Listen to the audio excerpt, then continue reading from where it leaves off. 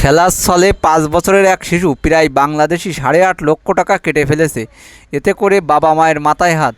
জানা গেছে, চীনের কিংদাং শহরের ৫ বছর বয়সী এক শিশু এই কাজ করেছে। খেলতে খেলতে সে সব নোট থেকে গণপ্রজাতন্ত্রী চীনের প্রতিষ্ঠাতা মাও জেদেংয়ের ছবি কাঁচি দিয়ে আলাদা করে কেটে দেয়। বাড়িতে খেলতে থাকা শিশুটি তার হাতে থাকা কাগজগুলোর আর্থিক মূল্য সম্পর্কে কিছুই জানতো না। সেই এগুলোকে সম্ভবত হাতের কাজ বা শিল্পকর্মের উপকরণ ভেবেই কাঁচি ব্যবহার করে কেটে ফেলে।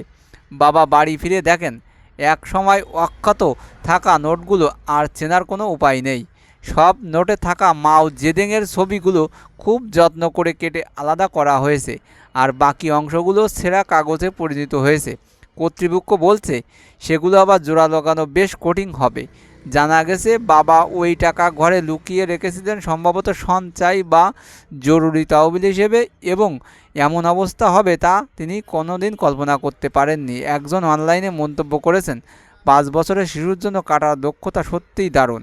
আর একজন লেখেন, এত ছোট বয়সে ছবিটা এত সুন্দর করে কেটেছে।